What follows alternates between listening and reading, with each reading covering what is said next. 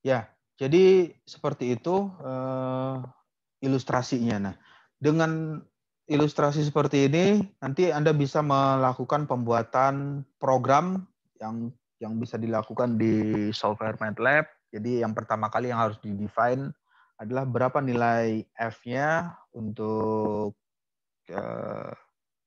di bidang ini, di titik 2 nilai F-nya berapa, kemudian di titik 3 nilai F-nya berapa, di-define misalkan nilai F untuk titik kedua nilainya 10, yang ini nilainya 20. Jadi bisa dihitung berapa panjang displacement yang dihasilkan oleh gaya tersebut.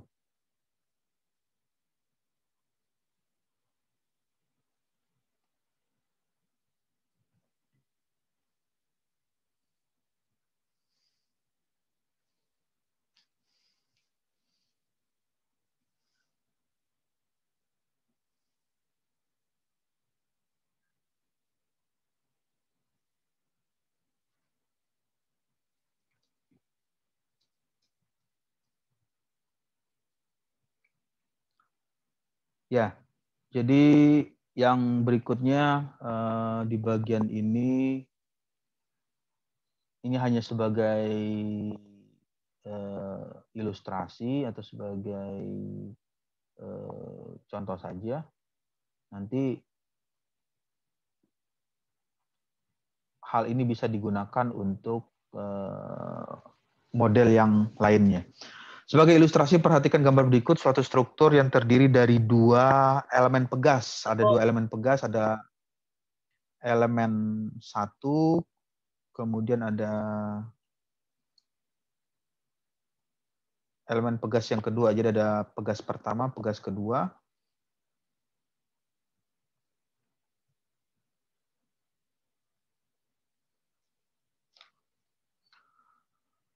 Terlihat bahwa node 1 yang di bagian sini ini adalah node itu adalah titik ya, titik 1 terkekang. Terkekang itu artinya dibuat, dijepit, di fix di ujung sini dilakukan jepit. Jadi dia tidak bisa bergerak, di ujung sini dijepit. Kemudian di bagian titik 2 dan titik 3 itu dibebaskan. Jadi dia bisa bergerak bebas, artinya tidak dijepit.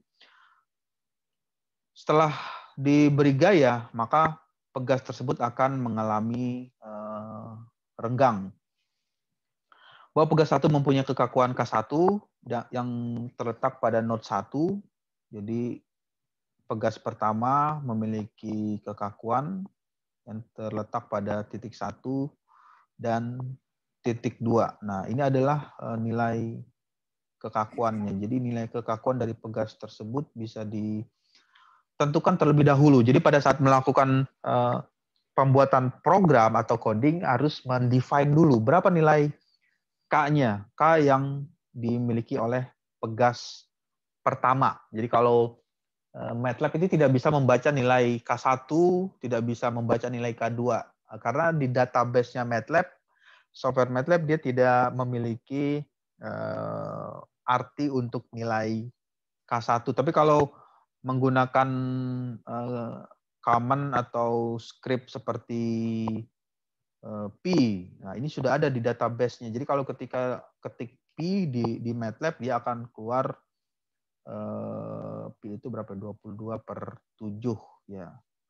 Nanti akan keluar hasil P tersebut. Tapi kalau yang ini dia tidak memiliki database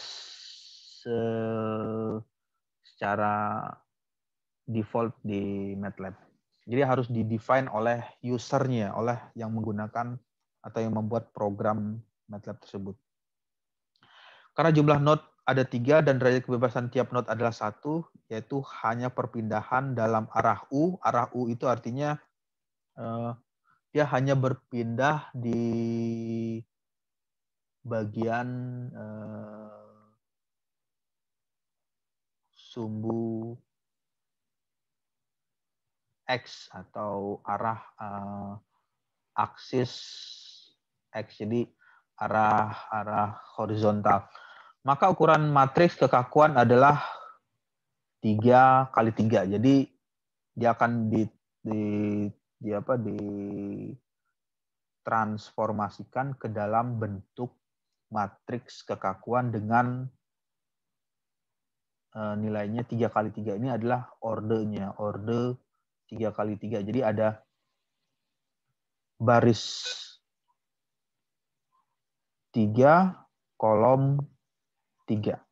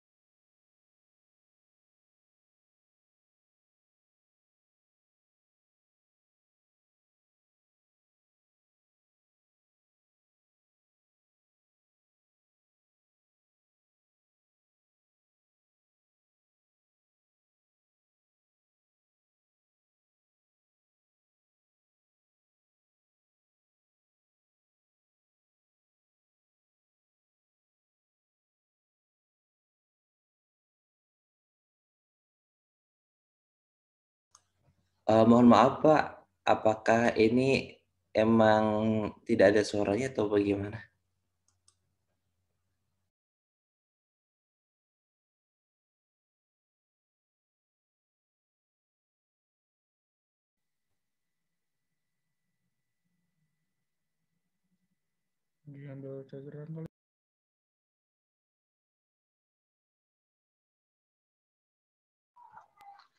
Ya, suaranya sudah keluar ya?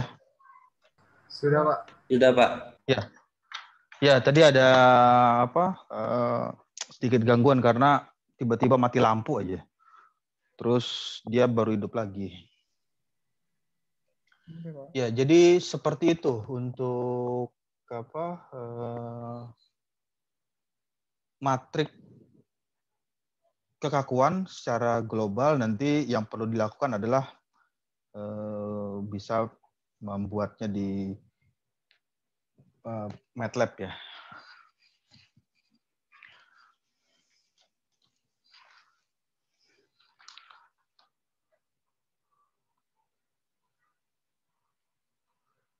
Lalu yang selanjutnya di bagian ini ya, ini adalah teorinya ya. Ini adalah teori. Nanti bisa dilatih sendiri bagaimana membuat script programnya. Contohnya seperti tadi yang didemonstrasikan di software MATLAB. Pertama, ini harus di-define dulu. Karena MATLAB tidak bisa membaca notasi atau keterangan K1. Jadi K1 itu harus dikasih nilai dulu berapa nilai K1-nya. Misalkan untuk matriks kekakuan K1-nya nilainya adalah 2, berarti nanti dia akan melakukan entry ketika dimasukkan ke dalam matriks tersebut.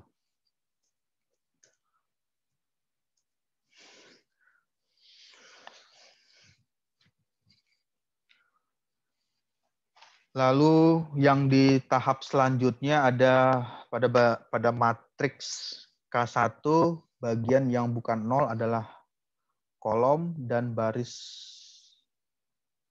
ke pertama dan kedua pada matriks kekakuan tersebut. Yang hal ini menandakan bahwa pegas 1 hanya mempunyai komponen matriks kekakuan. Jadi yang pegas ini adalah pegas 1, berarti kalau ini adalah K1 berarti ini adalah pegas pertama, kemudian K2 ini adalah pegas yang kedua.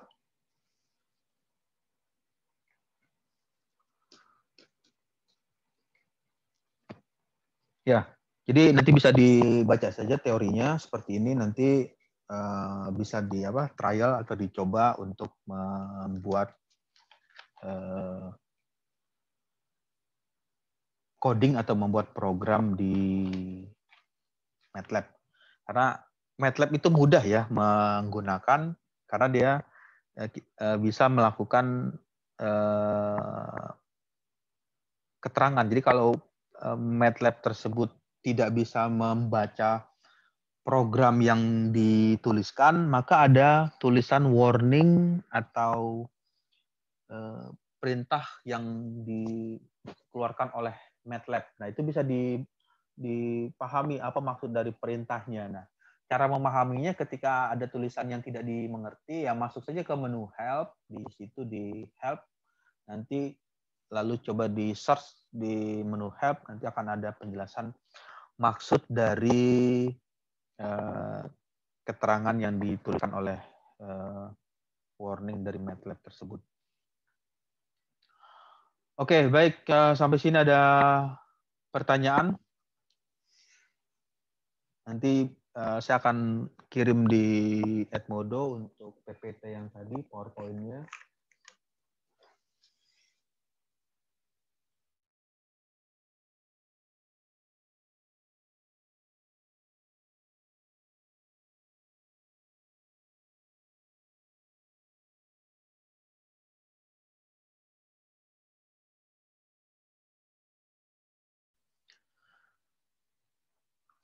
Ya, kalau tidak ada pertanyaan, mungkin bisa, karena sudah jam berapa nih? 20, jam 8.35 ya, 20.35 bisa dilanjutkan untuk presentasi kelompok berapa yang mau presentasi untuk tugas kelompoknya?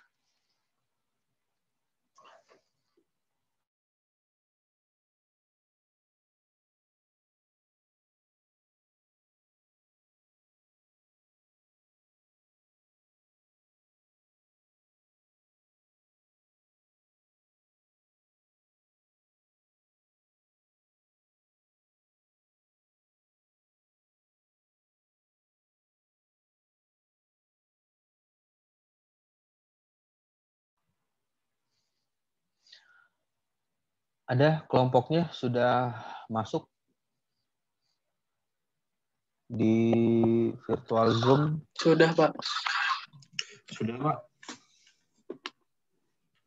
Ya, bisa dimulai untuk share screen. Pak, saya sebelumnya, Pak. Ya. Kan untuk absen di Edmodo kan di YouTube ya, Pak, tadi sore. Nah, sedangkan saya belum absen, Pak. Jadi gimana? Itu absen aja lagi. Tadi udah dibuka untuk waktunya. Sampai jam 21.30 sampai jam 9.30.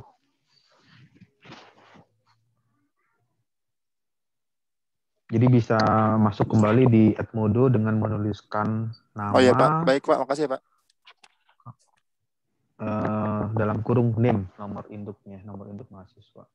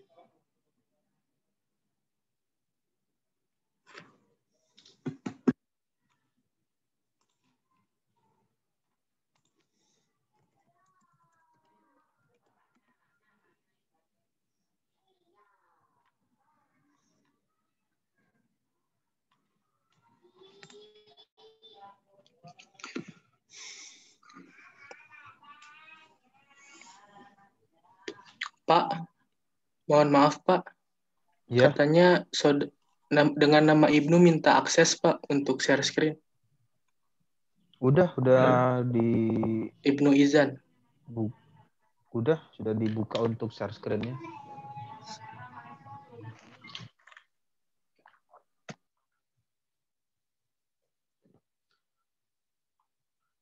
Nanti coba di record ya, yang share screen untuk merekam Iya Pak. presentasi kelompoknya.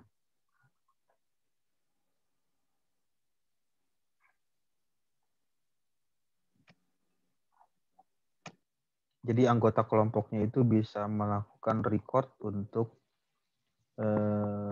presentasi kelompoknya.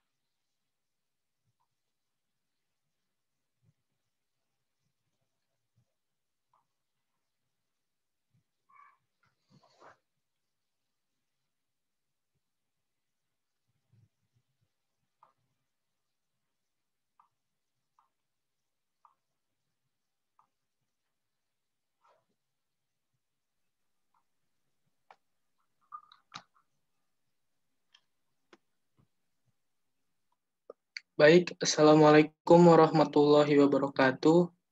Kami dari kelompok 3 di sini akan mempresentasikan jurnal dengan judul Finite Element Analysis of Circular Constraint Field Tube Connection.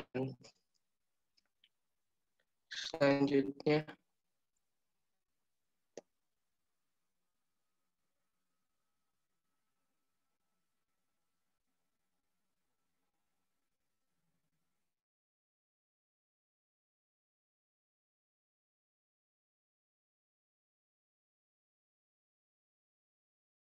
Perkenalkan dulu anggota kelompok kami. Dari saya dulu yaitu Febran Andika Saputra dengan NIM 1810311008. Selanjutnya ada Akbar Dila Sanca dengan NIM 181031071025. Dan ada Nazib Rizali dengan NIM 1810311041. Nazib NIM 1041.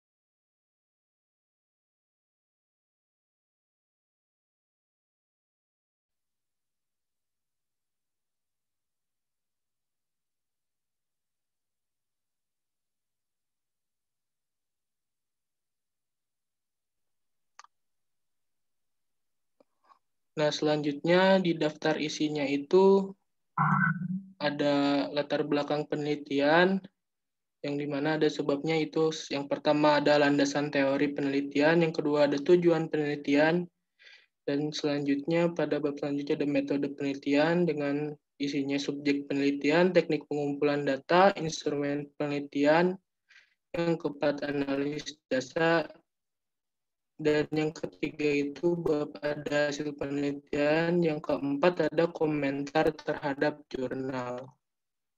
Anak yang ketujuh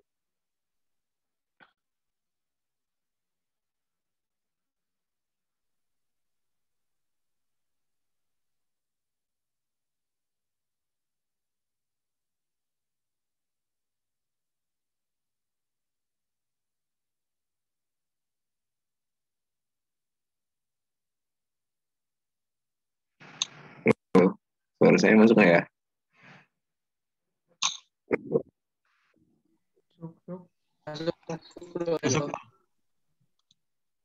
masuk. Oh ya, oke.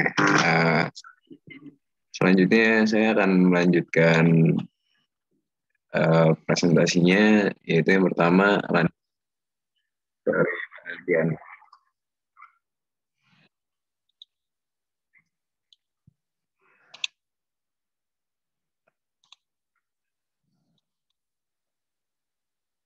Dan di sini kami banyak peneliti mempresentasikan prosedur pemodelan untuk menyelidiki perilaku sistem komposit yang berbeda di bawah pengembangan statis, dan dinamis.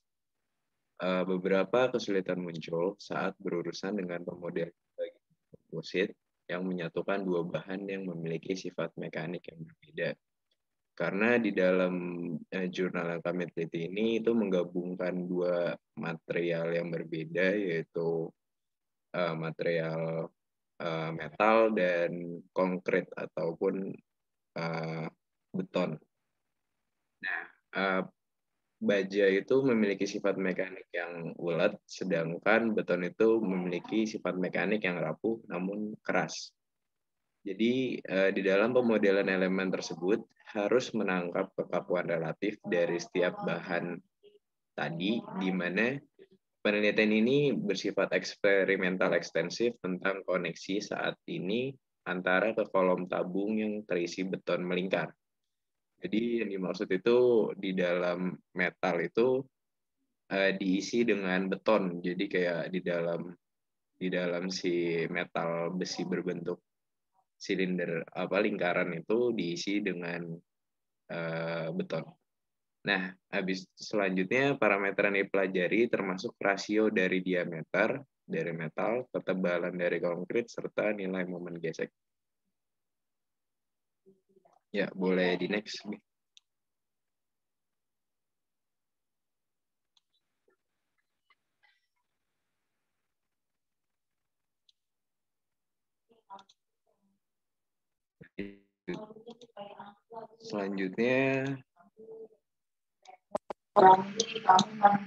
Selanjutnya dalam jurnal ini, finite element analysis terbatas pada sambungan tabung yang diisi beton melingkar. Analisis ini menggabungkan non-linearitas geometris dan material komposit yang berbeda. Perilaku non-linear beton termasuk penghancuran dan retak termasuk di dalam analisis, di mana hasil numerik diverifikasi dengan perbandingan dengan tes yang akan dilakukan. Model yang terverifikasi ini digunakan untuk menyelidiki efek dari dimensi geometris dan plat Gauss serta konfigurasi pada bagaimana proses penyambungan termasuk kurva load deflection, beban luluh atau yield load, beban ultimate, dan kekakuan awal luluh atau post-yield stiffness.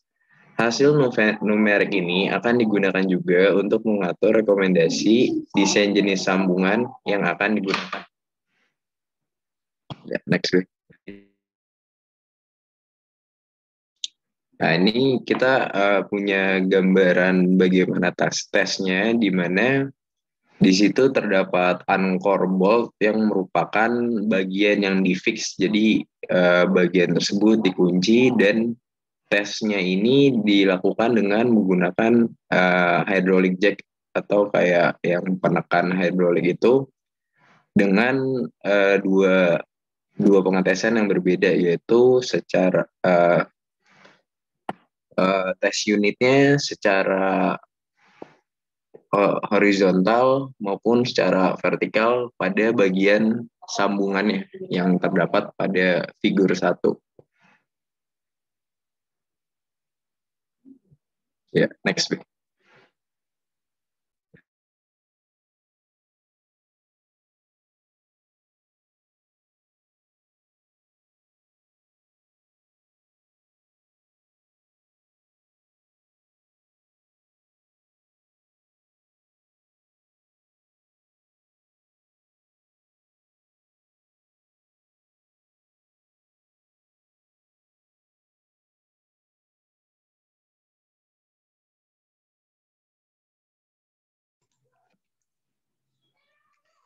Ya, selanjutnya adalah tujuan penelitian untuk menyelidiki kinerja konfigurasi koneksi circular concrete filled steel tube ini atau pipa besi berbentuk silinder untuk melakukan analisis yang rinci untuk mendapatkan hasil data kegagalan failure, kapasitas akhir atau ultimate capacity, distribusi stress atau stress distribution, dan kekakuan awal dan akhir. Itu adalah 3 jenis tujuan dari penelitian ini sendiri. Mungkin bisa dilanjutkan.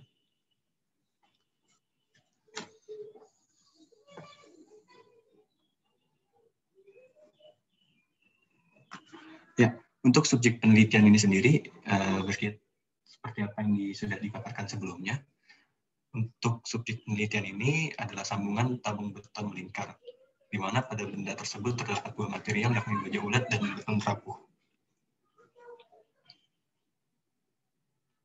Bisa di next.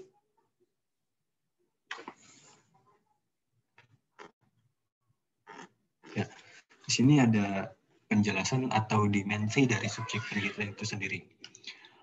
Untuk dari desain gambar ini lebih berorientasi kepada strukturalnya. Jadi bagaimana dimensinya, baik itu dari grup C, A, B, dan D.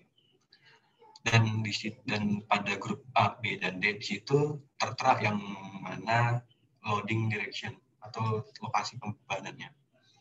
Bisa dilanjutkan, Mas? Ya. Untuk teknik pengumpulan data pada jurnal ini, teknik pengambilan datanya berorientasi kepada eksperimental ekstensif, yang mana menitik beratkan pada koneksi momen CFT. Untuk titik beratnya ini tadi ada pada slide sebelumnya. Para peneliti atau penulis melakukan observasi fenomena yang terjadi pada silinder beton, serta mempertimbangkan faktor-faktor yang akan mempengaruhi dari lingkungan. Data diambil bersifat data kuantitatif, di mana pengambilan data berdasarkan angka yang keluar dari alat selama penelitian berlangsung, serta terdapat kalkulasi dari suatu formula untuk mendapatkan sebuah satuan yang diinginkan. Bisa dilanjutkan? Ya, untuk pertama-tama dalam teknik pengumpulan data ini sendiri, itu adanya desainisasi terhadap CCFT-nya. Setelah ada desain, kita baru melakukan yang namanya proses meshing. Baik itu proses meshing secara heksagonal, triagonal, cuma untuk yang saat ini lebih ke meshing segitiga. Bisa dilanjutkan, Mas?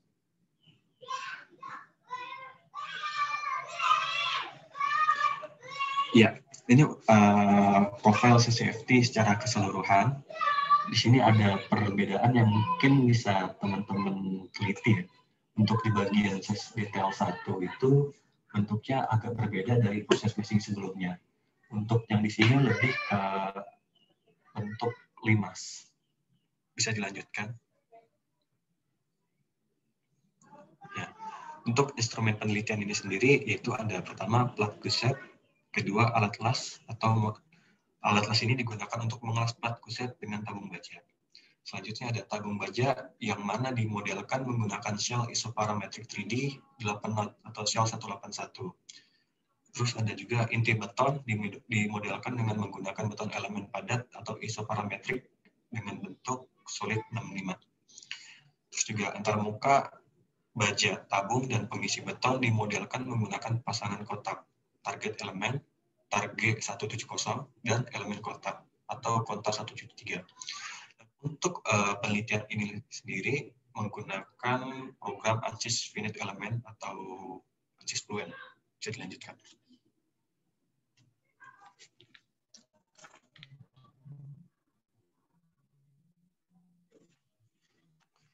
Ya, untuk analisis data ini sendiri, spesimen diuji menggunakan beban siklik dan monotonik menggunakan program eksperimental. Untuk mengkarakterisasi perilaku sambil memberikan gambaran umum tentang tuntutan seismik pada sambungan sistem rangka penyangga CFT melalui program eksperimental. Selanjutnya ada pengujian yang dilakukan menunjukkan bahwa pengaruh tegangan ikatan kurang dominan ketika diameter kolom meningkat. Dan juga ada transfer beban utama mekanisme dalam koneksi plat guset menembus melalui kolom bantalan langsung. Pemodelan sambungan CCFT ini mencakup pemodelan tiang geser, yang mana membutuhkan pengetahuan kapasitas tiang geser dan beban slip hubungan. Hasil numerik diverifikasi dengan perbandingan tes yang diterbitkan dalam literatur. Model terverifikasi digunakan untuk menyelidiki pengaruh geometris dimensi dan plat guset serta konfigurasi sambungan aktif, perilaku koneksi, termasuk kurva beban difereksi, beban hulu, beban ultimate, dan kekakuan awal dan pasca hulu. Bisa dilanjutkan.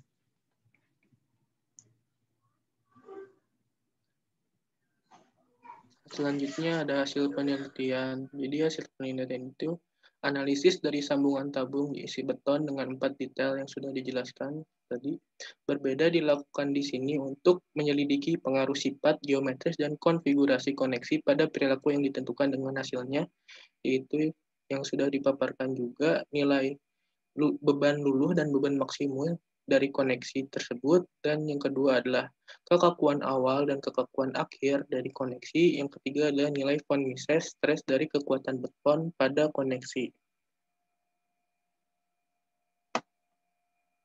Bisa dilanjut.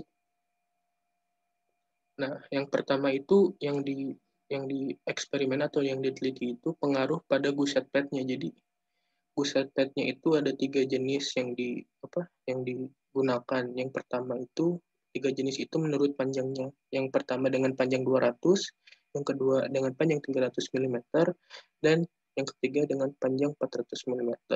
Nah, ditunjukkan pada hasil penelitian tersebut menunjukkan pada grafik bahwa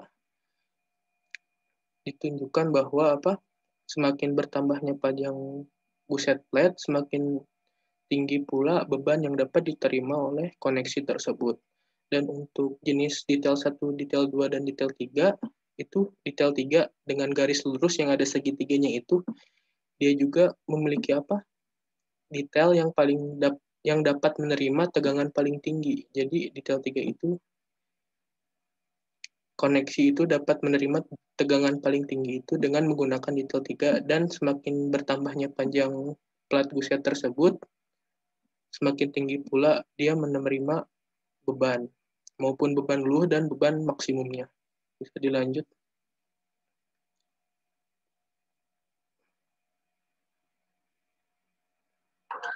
Nah, selanjutnya ada tes pada grafiknya kekakuan awal dan kekakuan setelahnya atau pasca hasil. Nah, sama seperti hasil sebelumnya, pada kekakuan ini, semakin panjang plat gusetnya juga semakin tinggi tegangan kalau tadi beban, sekarang tegangan, semakin tinggi tegangan yang dapat diterima oleh si koneksi tersebut. Dan untuk detail 1, detail 2, dan detail 3, detail 4-nya juga, detail 3 lah yang dapat menerima tegangan paling tinggi di antara detail 2, detail 1, dan detail 4. Nah, di bawah detail 3 itu ada detail 2 dengan garis yang ada kotaknya, dan di bawahnya lagi itu ada detail 1 dan 4. Bisa dilanjut. Nah, bisa dilihat juga dalam grafik ini, kalau ini kan tadi pada variasi pada guset plate-nya terhadap koneksi, pengaruh pada koneksi. Kalau yang ini itu pengaruh pipa dengan Deperter ratio. Dan Deperter ratio ini memiliki 5 jenis. Yang pertama ada 20, 30, 40, dan 50. Nah, dalam grafik juga dapat dilihat ada garis yang putus-putus dan garis yang tidak putus-putus. Nah, garis putus-putus ini menunjukkan bahwa diameter pipanya itu sebesar 200 mm, dan untuk yang garis tidak putus-putus, diameter pipanya itu sebesar 114,3 mm. Nah, dalam grafik menunjukkan bahwa semakin kecil Deperter ratio, ternyata tegangan kekakuan awal dan beban maksimum yang dapat diterima oleh koneksi itu semakin tinggi. Dan semakin besar pula diameternya pipa, semakin tinggi pula beban dan tegangan yang dapat diterima oleh koneksi tersebut. Bisa dilihat garis putus-putus itu pasti lebih tinggi beban dan tegangan yang dapat diterima oleh si garis yang lurus. Nah, untuk detailnya itu sama seperti penelitian sebelumnya. Detail 3 lah yang dapat menerima tegangan dan beban maksimum paling tinggi. Bisa dilanjut.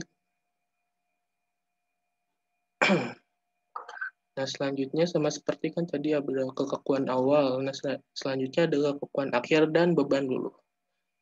Sama seperti sebelumnya, Deperter ratio-nya ada itu 20, 30, 40, dan 50, dan 60. Dan untuk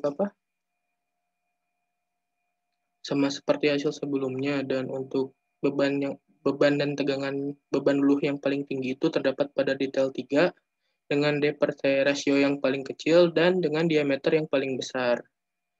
Dan untuk kekakuan pasca hasilnya sama seperti sebelumnya, tegangan yang paling tinggi itu terdapat pada si detail 3. Bisa dilanjut.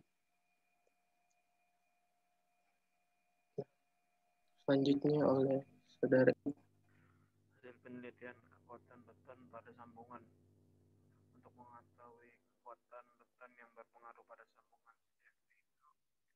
D per T diatur tetap sama dengan 40 dan benang plastik diatur sama dengan 300 mm untuk keempat detail sambungan yang dipelajari.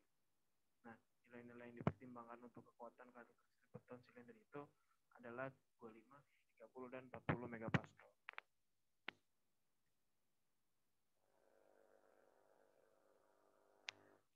Hasil penelitian kekuatan beton pada sambungan. Di sini ada dua grafik. Yang mana di kiri adalah grafik diameter terhadap ultimate load dan grafik yang kanan diameter terhadap yield load.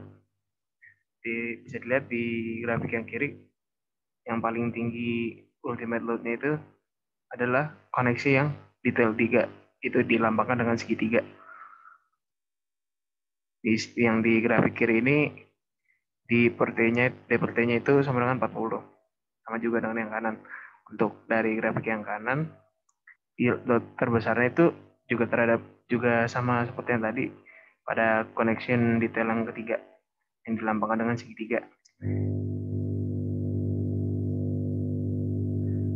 Hasil penelitian kekuatan beton pada sambungan.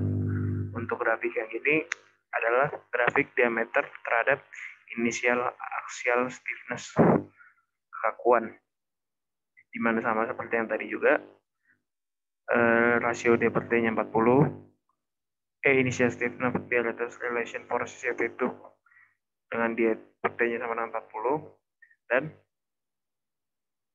initial axis stiffness yang paling tinggi juga seperti pada yang sebelumnya, itu pada connection detail 3, di mana dilambangkan dengan segitiga.